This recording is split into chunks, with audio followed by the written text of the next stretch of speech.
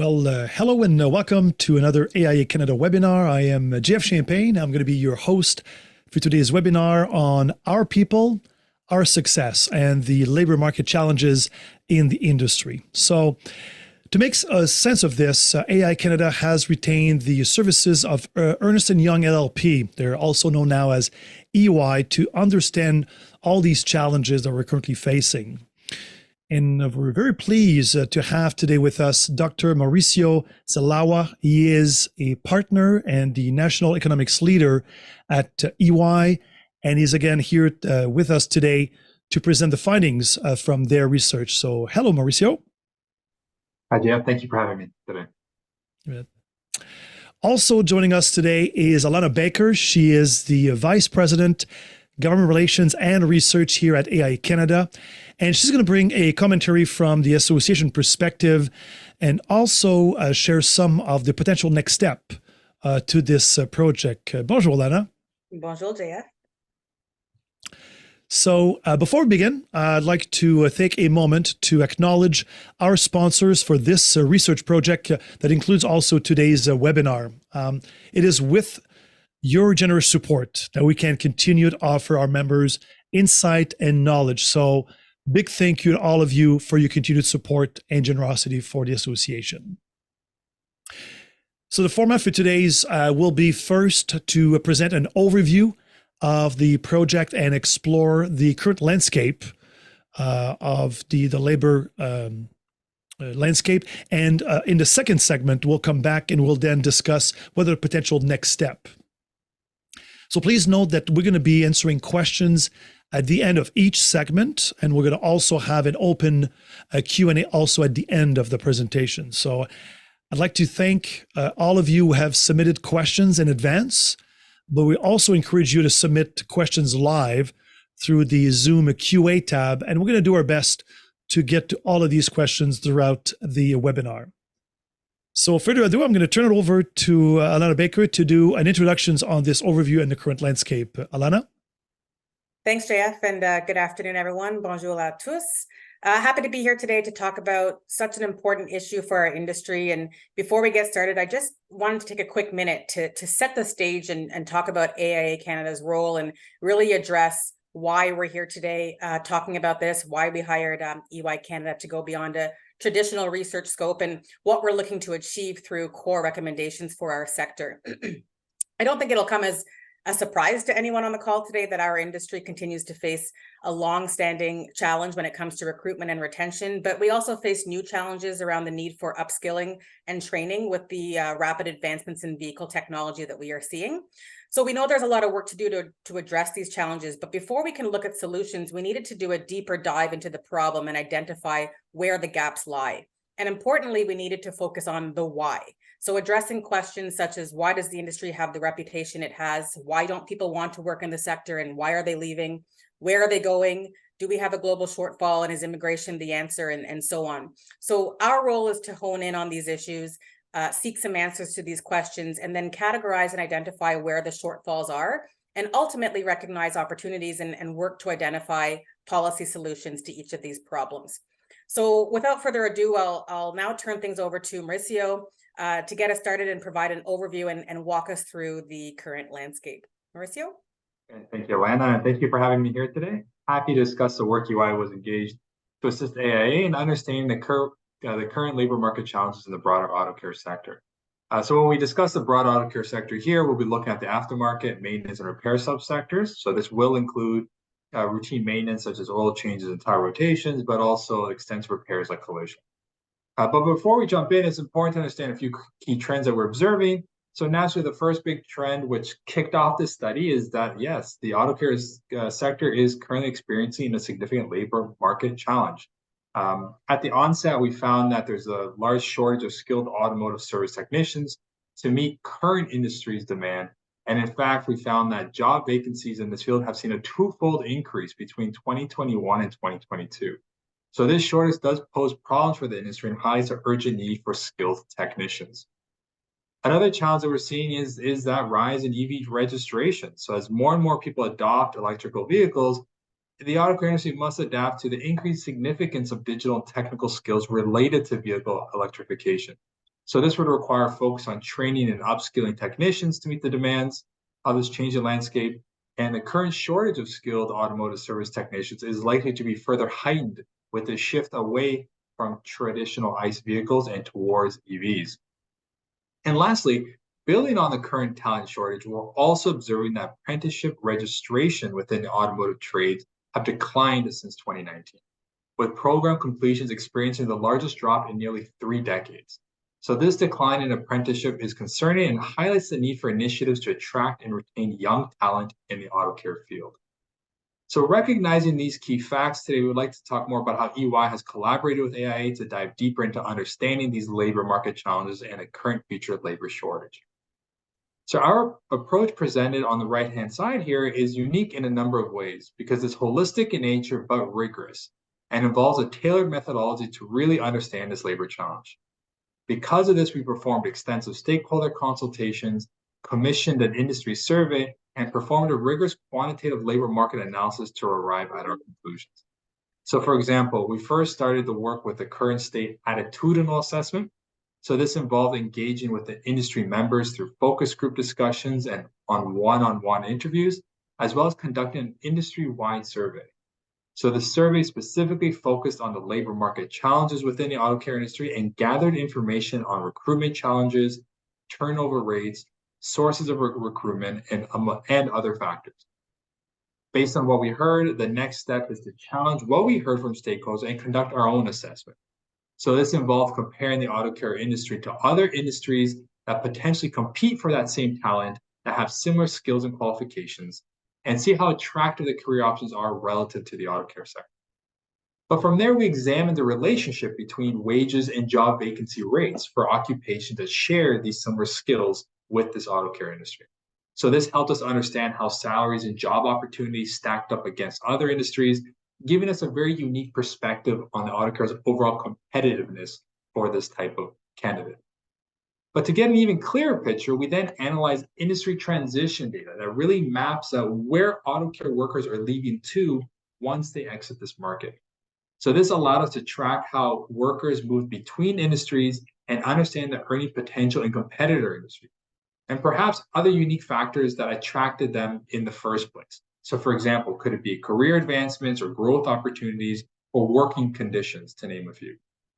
And lastly, once we have an understanding of all the key labor market issues in the auto care sector, reasons why they leave, and potentially identifying competing industries that are attracting for this particular pool of talent, we look at other jurisdictions similar to Canada to see how they are facing these type of issues in the auto care industry themselves.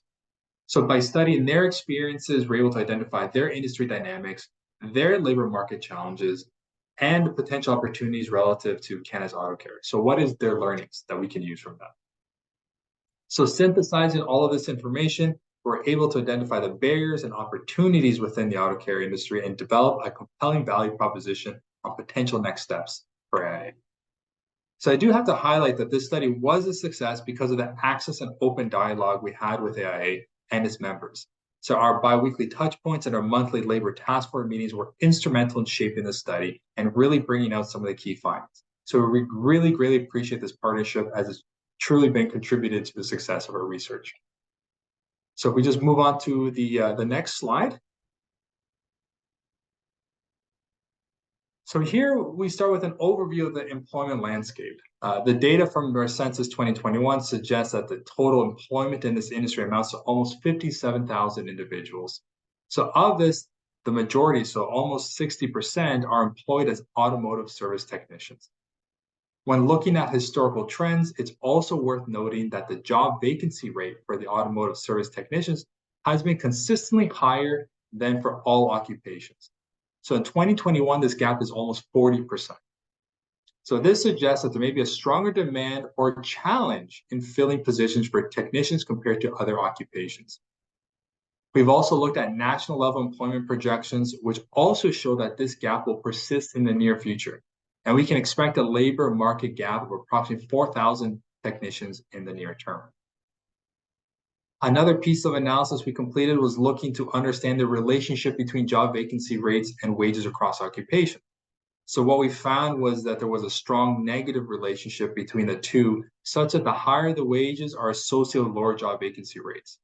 So what does that mean for us? It means for those industries that have lower wages and higher job vacancy rates, it can demonstrate a relatively stronger demand or challenge in filling these positions. So a higher turnover due to potentially job dissatisfaction or lower wages could lead to high demand for new workers. So for instance, demanding working conditions, long hours, extended period of time away from home, among other factors could prompt a high turnover. So we begin to understand potentially what those factors are or the sources of factors just through this data alone. And on the other end, if we have instances where we have higher wages and lower job vacancy rates, what that potentially could mean is that a lower turnover due to high compensation and perhaps job satisfaction or job security. So we often see this in competing industries, such as those that are in occupations in heavy duty equipment, mechanics and operators, and in industrial electricians as well. So this analysis was helpful in giving us another data point and potentially explaining how certain industries, which employ workers with similar skill sets, are able to attract workers away from the auto sector and towards their own respective areas. So if we move on to the next slide.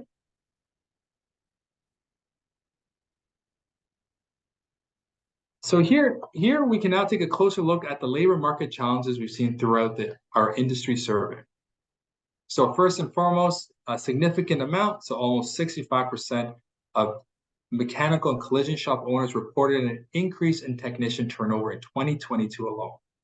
So based on this response, we found that they struggle to find qualified or experienced applicants for positions such as the automotive service technicians, body repair and paint technicians, and automotive tire technicians. So the question we naturally ask is, why are these technicians leaving? So our industry survey revealed some interesting findings that shed light on the reasons behind this high turnover. So for example, 46% of technicians cited higher paying job opportunities elsewhere as a factor. And when faced with the prospect of better compensation, it's naturally not surprising that some technicians decide to explore these other opportunities. But it's not just about compensation. So technicians also are leaving due to lack of a clear career opportunities within the industry. For example, we found that many felt that there was limited room for growth, a lack of a well-defined career path. So for technical occupations in the industry, they may lack a clear career progression pathway, and that perhaps they feel stagnant in their current roles. And also it's important to note that the industry also suffers from some reputational issues. The perceived notion of potentially cutting corners or perceived view of potentially lower quality work.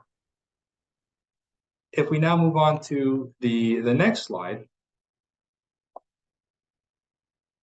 So here it goes actually a little bit deeper and looks at how workers in the Canadian automotive repair and maintenance industry transition to other industries. So to explain this data a little more, it allows us to track individuals over time and observe their workers' behavior and where they're transitioning to. So if we layer in the insights from our attitudinal study with our benchmarking research, it can potentially help us understand the why they're leaving and entering different markets. So naturally, the data is not without its limitations, because in this case, we are looking at transitions of workers between 2017 to 2020, simply due to the lack of more recent data. However, while we realize this shows us pre-pandemic trends, we still do believe it captures many of the trends we have heard from the folks that are on the ground today. And what's interesting to note here is that the automobile dealer emerged as the most popular destination for workers who elected to leave the auto care industry. And in fact, over a quarter of these switchers reported employment within the sector by the end of our survey period. So by the end of the 3 years, the majority ended up going to the automotive dealer sector. So it's important to highlight that this includes repair and maintenance services provided by OEMs, which falls outside of the automotive repair and maintenance industry classification. One of the key challenges we observed is that the competition between OEMs and aftermarket shops. So we found that OEMs often have an upper hand due to exclusive repair information, in-house repairs, the ability to scale operations with favorable agreements, and this can naturally limit consumer choice and impacting technician job satisfaction. Another notable finding from this analysis is that approximately 13% of workers who switched industries actually opted for the construction sector. So this shift may be driven to some extent by potentially higher wages, observed in the construction industry, as you'll see through our wage gap analysis soon.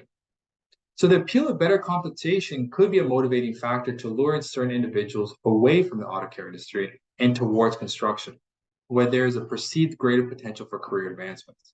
But this underscores the importance of the auto care sector prioritize talent attraction and retention, but also competing with other industries by providing competitive wages and enticing career paths. We also discover a significant difference in turnover rates between different age groups within this industry. So specifically, the turnover rate for the younger age group, so those that fall between 18 and 25, was nearly double to that of those of the 25 to 54 age group. So this finding further confirms the need to prioritize efforts to attract and retain younger talent in the auto care industry. It's evident that there's a retention challenge that must be addressed to ensure that the talented individuals in this age group choose to build their careers within the auto care sector. And if we move on, just to take this a step further, here we're summarizing the wage gap analysis. So we analyzed average weekly earnings in competitor industries where workers tend to transition from the auto care industry, and we compared these wages against the auto care industry to understand the potential impact on career choices. So it may appear that workers may be drawn to industries such as construction, manufacturing, and transportation, and warehousing because of the higher average pay they offer. The skills acquired in auto repair, like mechanical aptitude and manual dexterity, are transferable and valuable in these fields. So in the transportation warehouse industry, as an example, the top occupation is machinery and transportation equipment mechanics, which actually offers higher hourly wages than automotive service technicians. So this role requires similar qualifications, like completing mechanical apprenticeship programs, making it an appealing choice for those seeking to transition out. Even in the retail trade industry, where wages tend to be lower on average, there's interesting data there to consider. A more granular analysis revealed that the dealerships attract workers from the auto care industry with higher compensation, and there's also high overlap of skills. So overall wage can be seen as a common pull factor for technicians, and it can also be challenging for industries for a number of reasons. For example, an insurance contracts may limit chargeable rates, limit wage flexibility, and smaller shops may face constraints in negotiations due to larger firms. So while our benchmark assessment has captured current industry and occupational trends, we also need to be wary of future trends as the digital transformation age is coming in full force. So with advancements in vehicle electrification and autonomous technologies, the skill sets required from technicians are expected to evolve as well. And even take that a step further, even the sectors that will be competing against with. So in this case, repairs will no longer be confined to traditional mechanical systems, but will involve intricate knowledge of new electrical and electronic components. The broader scope of vehicle knowledge will require technicians to stay updated with the latest advancements and undergo continuous training to keep up with the changing landscape. So we view this as an opportunity because with the technology advancements open up high-skilled opportunities for professional growth within the auto care industry. Technicians who can adopt and specialize in repairing electric and autonomous vehicles will be in high demand. So as the industry embraces these innovations, there will be a need for experts who can navigate the intricacies of these emerging technologies and provide specialized services.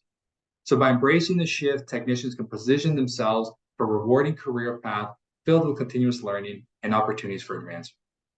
The auto care industry stands at the forefront of technological innovation, and those who embrace these advancements today will be successful in the future labor market and take the industry forward.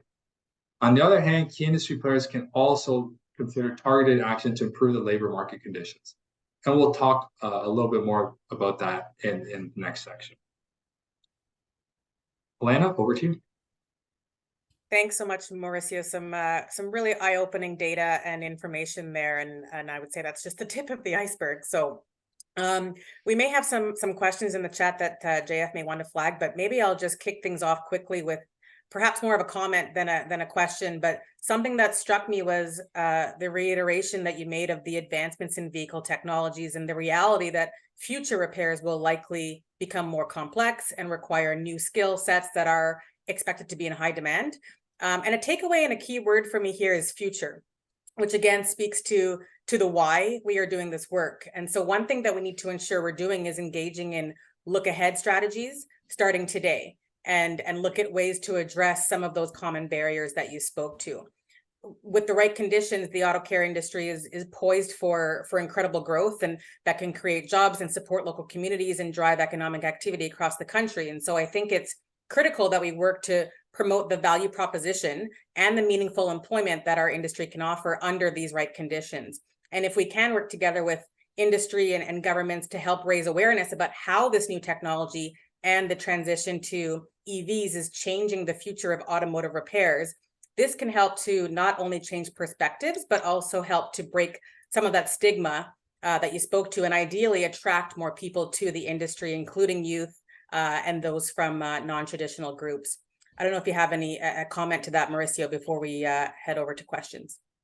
No, I mean, that's exactly right. And the bigger issue that I think to think about is, as electrification comes in the near term, it's competing for that same person is going to get even more hyper competitive. So right now we identified other sectors that have similar backgrounds or similar skills that have this pull factor. Now imagine when you are more technologically advanced and you have this additional knowledge, now it'll be pulling from other sectors that also potentially have either higher compensation or very different working conditions. So the question becomes is, how is it that we can address them now, attract and retain them, and help them grow in the career path, get them excited about this is one of those steps.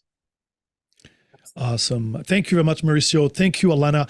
Lots of huge amount of insights in this first segment for sure. My takeaway is where we're really able to get a really good visual of where are we, where are the people going to when they're actually leaving our industry, because we know it's hard to retain qualified workforce, and to be able to get a sense of where they're going, I think is very insightful. Fantastic research.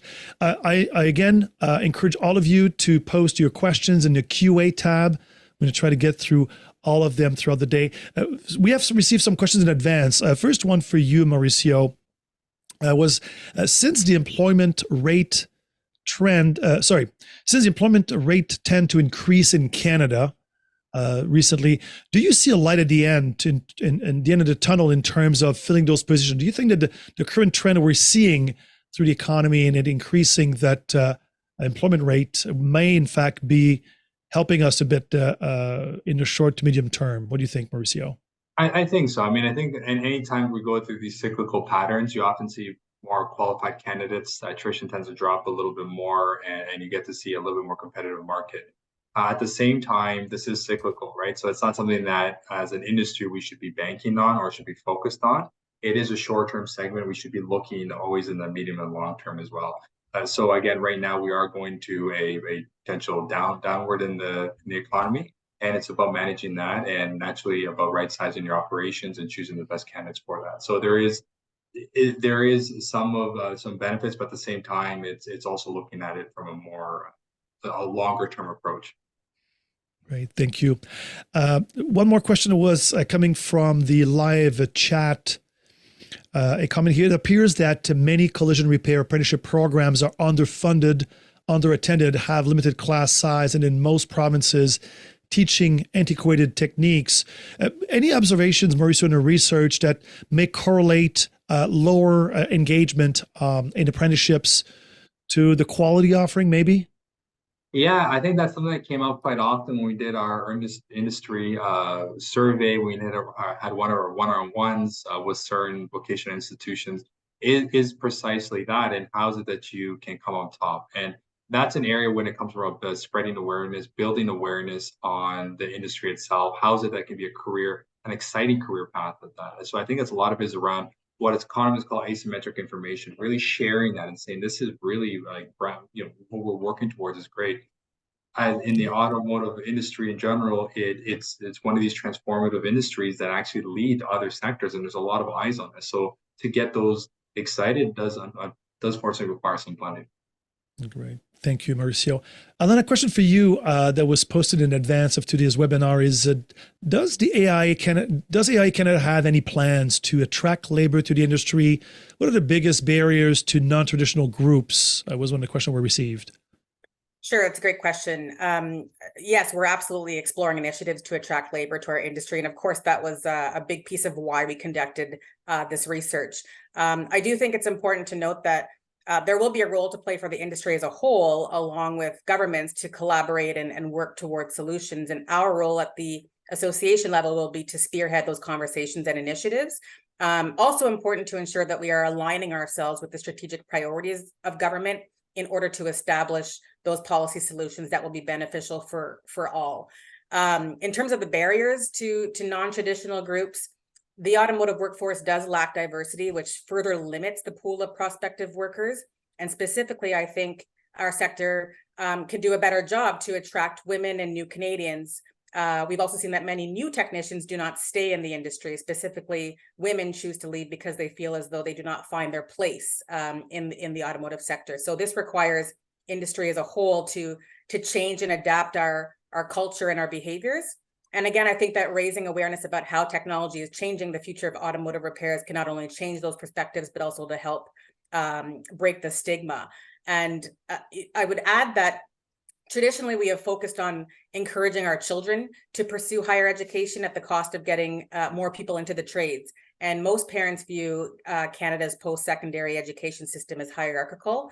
And this is especially true for immigrant parents. And a parent's perspective is on education. It matters. It's important, as their perceptions can shape the tastes and expectations of their children. So again, building awareness, raising our profile, that can help attract more students to the industry at a younger age, and attract more people from non-traditional groups, including women, immigrants, BIPOC workers, and people with disabilities as well.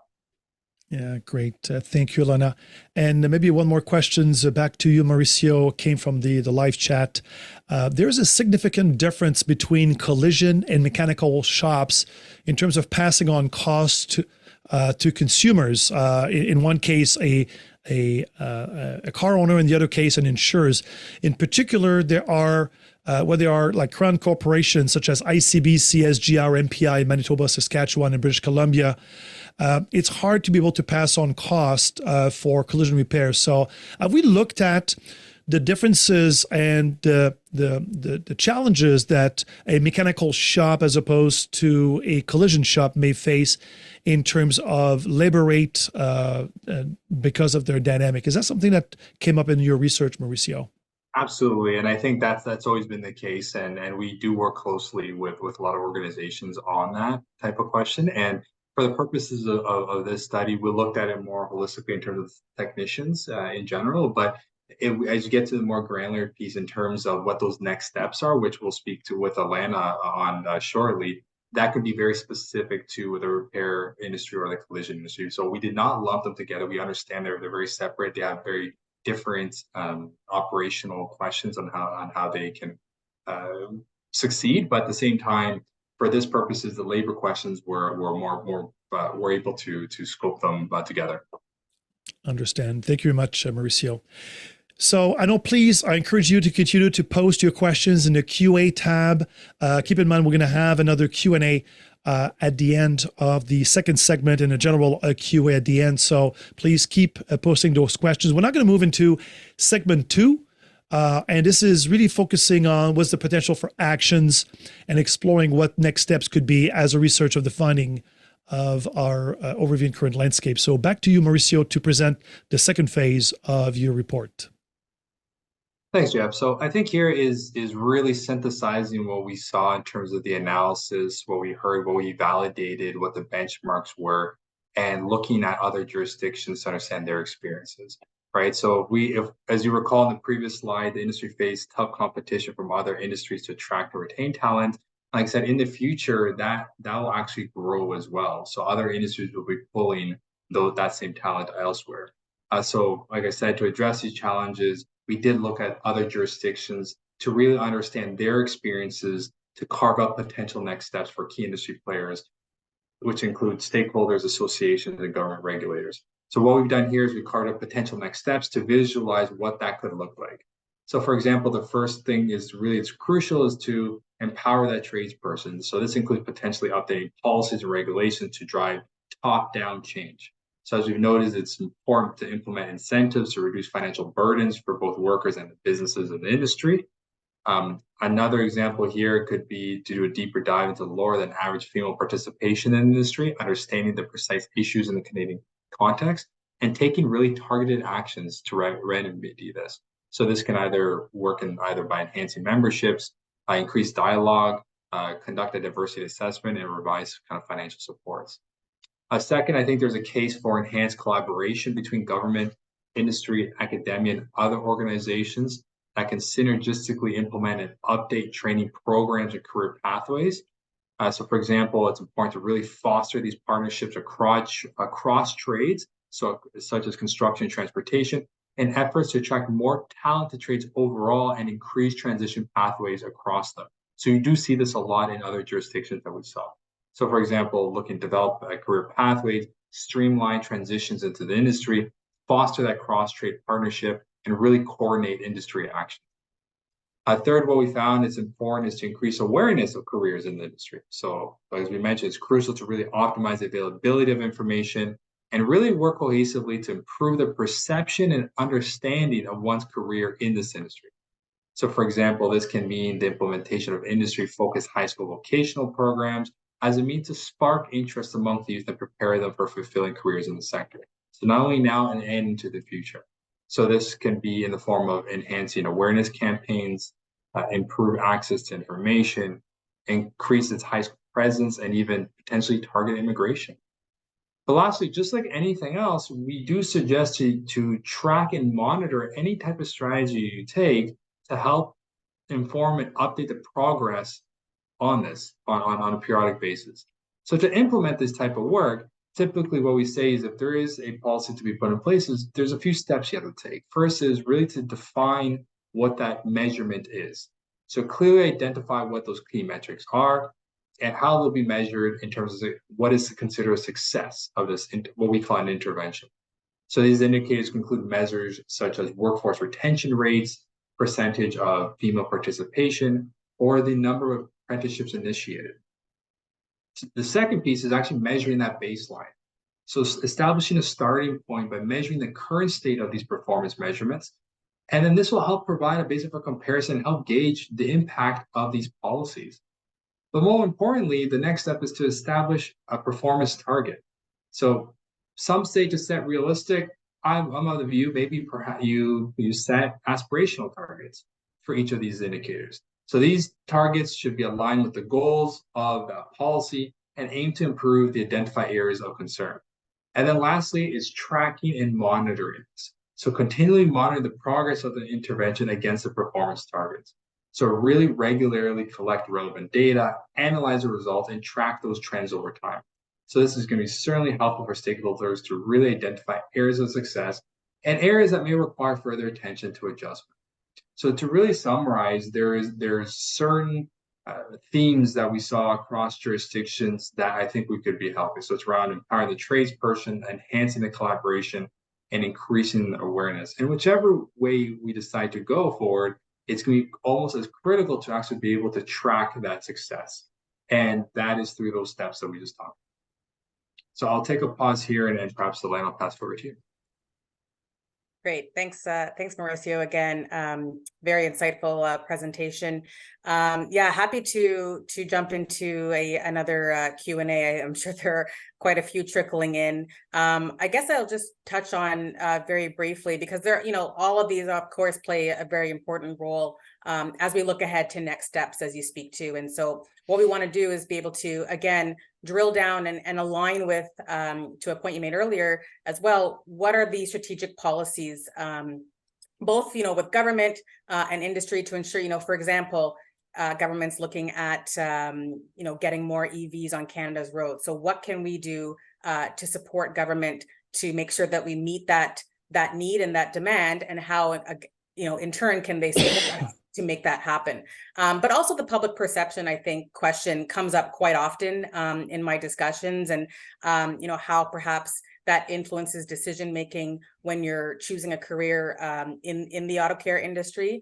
It obviously plays a vital role, and again, some people hold negative perceptions, as you said, of the auto care industry, perceiving it as a field that has a lower emphasis on high level skills and opportunities for professional growth. And perhaps with a work environment and culture that could be improved. So that stigma that exists can deter people from even considering a career in the automotive trades in the first place. So I agree with you.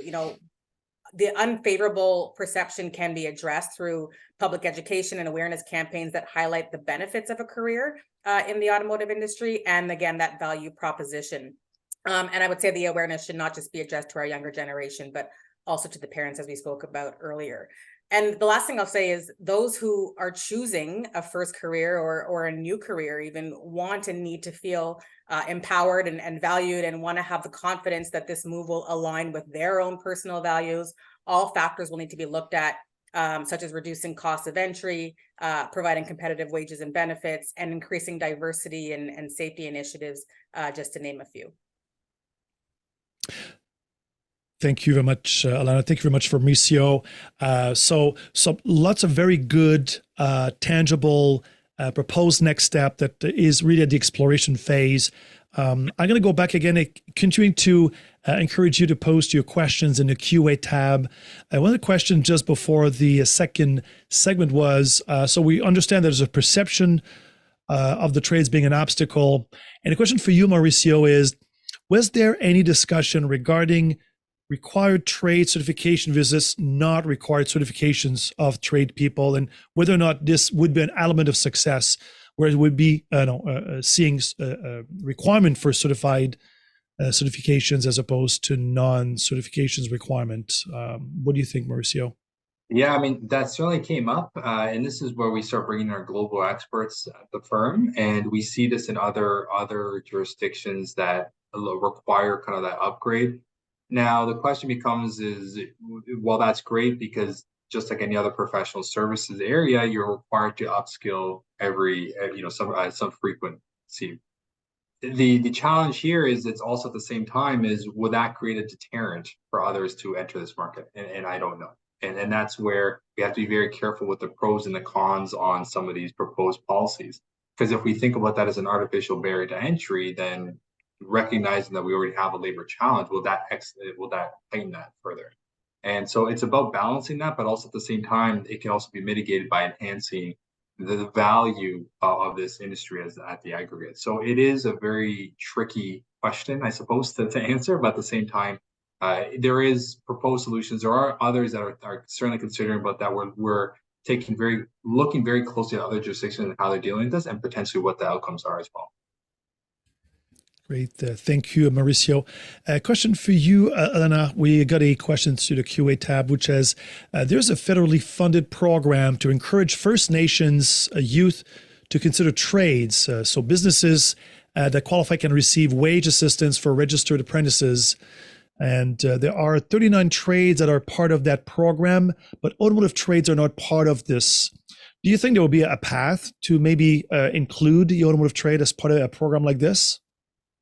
Sure. I mean, I think it's a great question. Absolutely, I think there's an opportunity to explore this. We are actively engaged with and advocating to government, of course, on the need to implement attraction and retention initiatives, as well as leverage immigration, among others, which will be critical to help expand our skilled labor pool. And again, the information and the data that we have now received through this research is going to be critical to ensuring that we can create that case for why the automotive trades needs to be part of this program, so that we can continue to provide the work that we need to do that's essential for Canadians. So it's something that we can certainly add as part of our explorations. Of course, our recommendations continue to evolve as we go forward to government. So we'll take that back.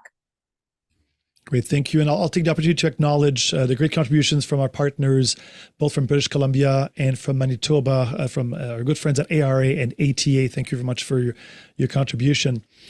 I want to pivot to you, Mauricio, because we had received a question in advance that really talks about your own personal experience conducting those interviews and engaging with our stakeholders, and try to ask, through all of that discovery, what would be the one takeaway that, something that really impressed you or left a strong opinion on you as a result of your consultations with our industry partners?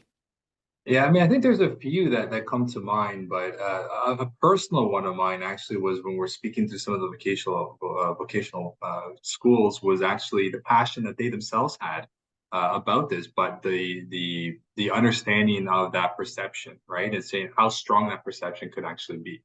And it's about, so it would require a significant campaign, and where it starts is a big question. So to Alana's point, does it start at home, right? To really say this is, this is actually a very strong career path for someone.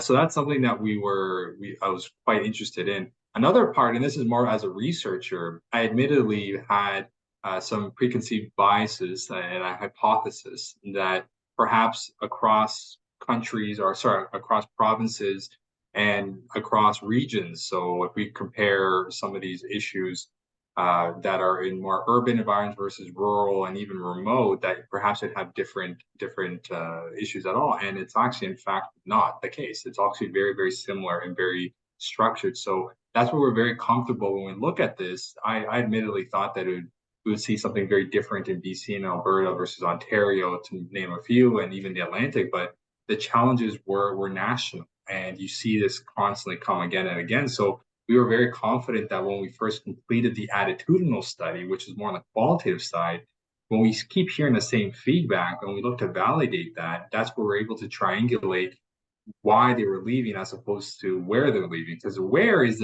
data. That is very objective. We can observe that. We have that data. Now, the why they're leaving is a subjective piece, but when you see this consistently, those are probably the areas, and especially when we look at some of those specific sectors and identifying the characteristics around those, it certainly aligns to what we heard. And so to me, that also surprised me that it is this uniform view, in which case, admittedly, this is actually great news for AIA, because now we can actually go to, for next steps, it can be quite powerful.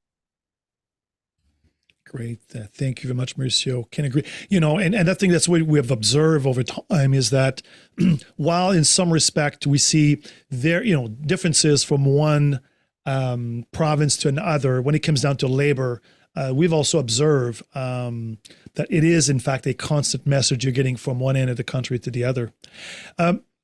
Mauricio, another question that came across is such. It says, EY has a lot of experience in labor shortage analysis in other sectors. So what strikes you as different about the automotive aftermarket through your research? Yeah, so I think one of the big things that came out of this, and I alluded to in the beginning of the presentation, is that the automotive sector is going through a large transformative change, something that you're not really seeing in other areas. Sure, you can talk about sustainable energy and the shift towards green energy, but this is happening at a faster rate and it's occurring now. And on top of that, you're also seeing other sectors, aerospace in particular, actually focus on the automotive. That's more of their leading indicator as to what to expect. And so that's the very unique issue that I find the automotive area versus when we start doing labor studies in the trades, that is very well defined. I mean, you have an electrician. Yeah, there's differences between residential, commercial, and pipe fitters and such, but for the most part, it's somewhat consistent. It's the emerging skill sets that is required here. And this is where a lot of people really think about that. And that's where our experience comes in. That is a very transformative area. We're seeing these large investments all across Canada around the battery plants, and it's coming here. We're seeing the registrations of EVs going up year over year. So naturally, the maintenance is going to be important, as well as repairing the collisions aspect of it. So I think that's where we're seeing this large transformative change that you don't really see it anywhere else. Great, thank you. Can agree more. One component thing that is particular also to our sector is those investments in tools that are required by the apprentices and the technicians as they enter the trade. This is going to continue to evolve and change, as you pointed out, through the transformation of our industry. But I think it is still identified as one of those impediment and prevent people to possibly get into the business. And some of your proposed next step is really about lowering the threshold of entry and make it easier. Is there a path in which we could alleviate that burden on new technicians to acquire costly tools as they enter the trade? And I guess I'll turn that into questions to you, Alana, because we get the question that talks about the cost of tool and that there's been a grassroots campaign that recently started to essentially try to obtain not just a PST rebate on the purchase of these tools, but also possibly get a GST exempt provision for those technicians who buy tools. Is that something that AIA could explore, and there may be a path through the federal government? Again, a short answer is yes, absolutely. We can explore that. And then just to the point about the cost of tools, reducing cost of entry was identified as a significant opportunity to reduce that barrier, because most shops do require technicians to bring their own tools, which can be expensive to acquire, and that poses that high cost barrier to entry. So ideally, again, with government support, shops can help by reducing that cost of entry. But yes, the short answer, like I said, is yes. We want to be able to explore all possibilities and initiatives. And again, now that we have this data, it helps us to create that narrative, tell our story, and showcase to government the why we need to do this. Yeah, thank you. And maybe, Alana, if I may, there's also the aspect of specialized training, so the upskilling of the workforce. And I know we're at AIA Canada already working collaboratively, specifically in the province of Ontario, to ensure that technicians have the skills for the cars of today, of tomorrow. You want to expand on that a little bit? Sure. On the skills shortage side, we are recommending that governments provide funding for industry-led upskilling initiatives to address those shortages within the workforce. And because we know that industry, in partnership with government, can more quickly adapt to meet the skills needs than today's current apprenticeship training systems can. And one example that you spoke to is our current partnership with select colleges in Ontario through the Skills Development Fund, where we are running an upskilling program which aims to develop the skills needed to service EVs. And so with government support, we can introduce those programs elsewhere as well. So it's certainly a key recommendation that we continue to put forward in order to expand programs such as that one. Great, thank you.